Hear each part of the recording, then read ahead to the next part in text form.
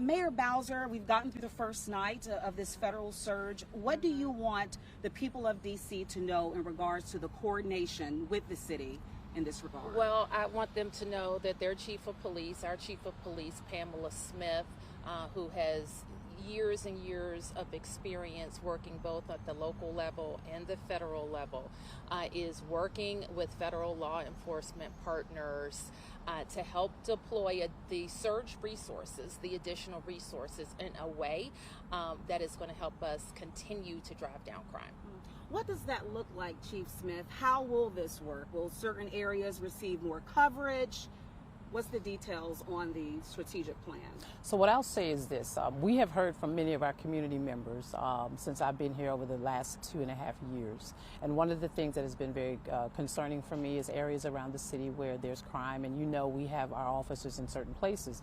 This is a great opportunity for us to build upon continuing to drive down crime with our federal law enforcement partners. And what that looks like is the U.S. Marshal has an agency incident management team where we will assist them with coordinated efforts around our city. I mean, you've been here, you've reported out on different areas around our city where we've seen spikes in crime. So what we're going to do is build up on that and working collaboratively with our U.S. Marshals, our DEA, and all of the other federal partners here to ensure that we're placing resources around our city in those areas where we've seen an impact at this increase in crime. The White House announced 23 arrests last night, including a homicide, DUI, fare evasion, and other crimes. Is that on par with what we generally see on a weeknight in D.C., more or less? Not necessarily. I mean, remember, you're talking about 500 additional personnel in the District of Columbia. And as you know, we've talked about the fact that we're down in numbers with our police officers. And so this enhanced presence clearly is going to impact us in a positive way.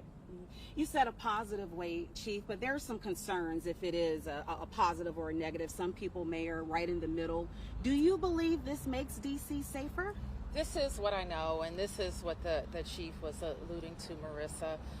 We have been, over the last several years, focused on hiring more MPD officers. We're at just over 3,100 officers. We like to be at 3,800 officers. So to the extent that you see the federal surge creating more arrests, taking more guns, MPD with MPD officers would do the same thing. So I think that we need to be very, very focused on how we recruit, retain officers, how we make sure our policy environment promotes accountability for people who use guns in our city. And those things combined will make our city safe.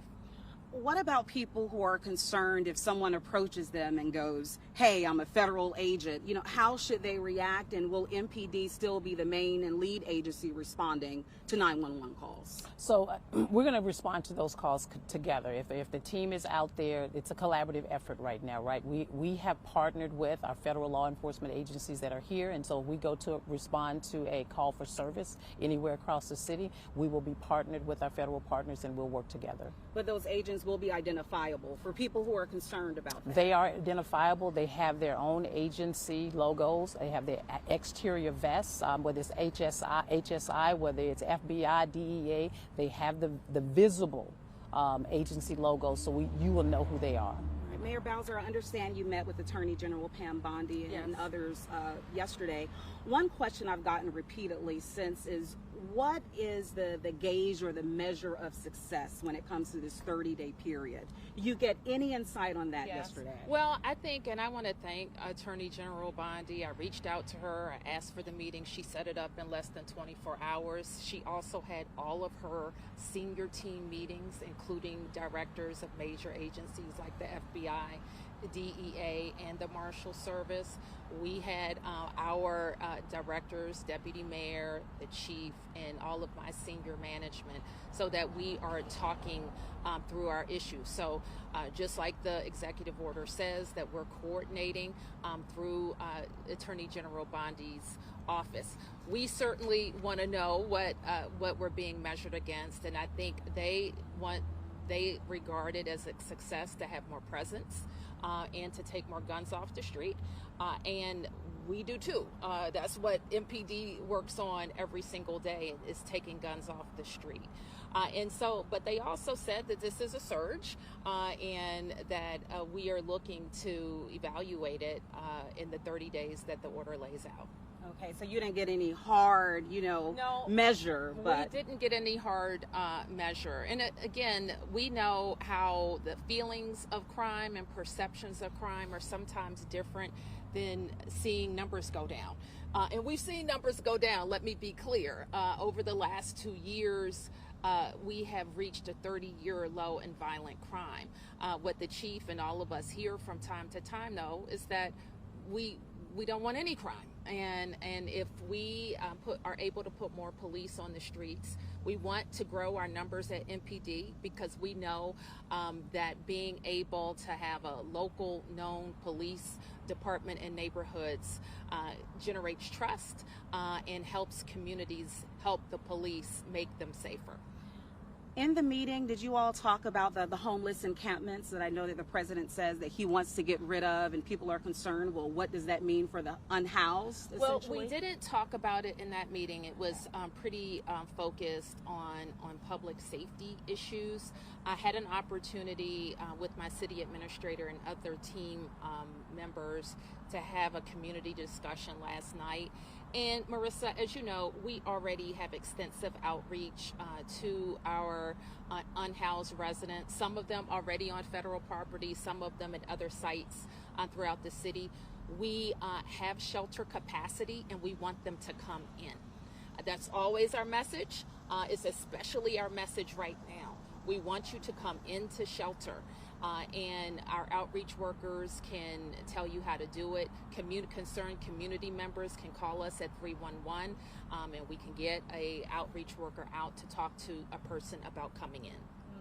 With the 30-year low in violent crime, Chief Smith, is there anything you think you could have done differently to avoid or thwart what has happened, or do you think in some ways it was just bound to happen because other forces wanted it to? Well, I think I'll start by saying that, we work with our federal partners all the time, and I think that's really critical for people to understand that these relationships are not new. The surge of law enforcement personnel, I tell you, it will help me to do the things that I need to do. And to the mayor's point, we're down almost 800 police officers. And so this is an opportunity for us to really focus on, number one, building those relationships with our federal partners. But then after the surge is over, right, being able to continue those relationships. So when we have opportunities where we can do small surges or takedowns across our city, we can count on them to be a part of that with us. Mayor Bowser, in recent years, you seem to have had a cooperative and diplomatic relationship with President Trump, especially when it came to the RFK Stadium deal and such. But with all of this happening over the last few days, where does that relationship stand now? I'm the mayor and he's the president. I mean, that's always been our relationship, and the DC mayor and the president of the United States will always have probably more interaction than any city in the rest of our country. So we're going to keep doing our job, and we're working right now. Our main point of contact on this surge is the Attorney General Bondi, who I have found to be very straightforward. And we got some very positive information, I think, that came out of yesterday's meeting. Our director of our forensics lab was told that the U.S. Attorney and the D.C. Forensics Lab are now working together again, and we think that is very, very good for public safety. Do you think in terms of people, maybe visitors wanting to come to D.C., being maybe nervous now because of the law enforcement presence, are you concerned about that? Because I heard from a restaurant owner who says he hasn't gotten the foot traffic in the past couple of days. Well, we're always concerned about that, the real story of D.C. coming out. And out of this whole discussion, what has to be clear is that D.C. is not a dirty city. D.C. has beautiful neighborhoods across all 8 wards. We have an incredible team of local government workers that work every day to pick up the trash, clean the streets, cut the trees, cut the grass. We're going to have a incredible cadre of teachers and educators going back next week to get ready for the first day of school in just under 2 weeks. So our city is running. We take care of ourselves. We're operating in a fiscal environment that's difficult, but we are maintaining our high level of services. In saying that, I noticed, and maybe you've seen some of the memes going around, that of the cities that have been seemingly targeted by President Trump, they're urban cores, predominantly with marginalized communities, vote heavily Democratic. How much of this do you believe is out of genuine safety concern versus politically and socially motivated? Well, I think for the purpose of our conversation today, what's important is the reality that we're dealing with. That in D.C., the President of the United States can make an emergency declaration. And it doesn't really matter what the numbers say. He can make an emergency declaration. Now, what we want to do is make sure that this federal surge is useful to us.